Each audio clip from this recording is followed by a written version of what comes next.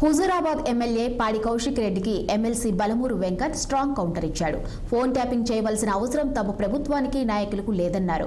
కేసీఆర్, కేటీఆర్ మెప్పు పొందడానికి Kaushik Reddy phone tapping పై ఇష్టం వచ్చినట్లు మాట్లాడుతున్నాడని ఫైర్ అయ్యారు. ఫోన్ ట్యాపింగ్ పై ఉక్కుపాదం మోపిందే సీఎం రేవంత్ రెడ్డి అన్న వెంకట్ టీవీల్లో కనిపించడానికి అలా మాట్లాడుతున్నారని మండిపడ్డారు. ఫోన్ ట్యాపింగ్ చేసింది కేసీఆర్, కేటీఆర్ లేనని ఆరోపించారు.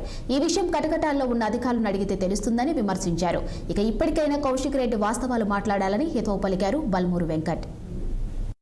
కౌశిక్ రెడ్డి అవగాహన లేకుండా నోటికి ఏదొస్తుంది మాట్లాడి కేసీఆర్, కేటీఆర్ ఏదైతే వాళ్ళ మెప్పు పొందనీకి వాళ్ళ దగ్గర మార్కులు కొట్టేనికి ఇష్టం వచ్చినట్టు ఫోన్ ట్యాపింగ్ అని చెప్పి మాట్లాడుతున్నావు.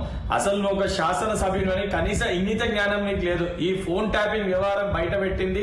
ఈ ఫోన్ ట్యాపింగ్ పైన ఎంక్వైరీ జరుపుతూ ఏదైతే చేసిన వ్యక్తుల్ని కఠినంగా శిక్షించాలని చెప్పి మొట్టమొదటికెళ్ళి కూడా మా గౌరవ ముఖ్యమంత్రి గారు ఉక్కుపాదం మోపింది. మేము అసొంటిది ఏదైతే సంబంధించి ఏదో టీవీలో కనబడితే కొంచెము నాకు మార్కులు కనబడితే ఏది మాట్లాడితే టీవీలో హైలైట్ కావచ్చు అనే ఉద్దేశంతో మొట్టమొదటికెళ్ళి కూడా ఇష్టం వచ్చినట్టు నోటికి వచ్చినట్టు మాట్లాడుతున్నావు. ఇప్పటికన్నా ఏదైతే తాడి చెట్టు లెక్క పెరిగినో కనీసం నీకు బుర్ర కూడా పెరగలేదు.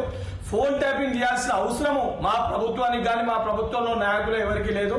దానికంటే ముఖ్యంగా ఫోన్ ట్యాపింగ్ చేసే ఒక దౌర్భాగ్యమైన ఒక పరిస్థితి చేసింది మీ ప్రభుత్వం.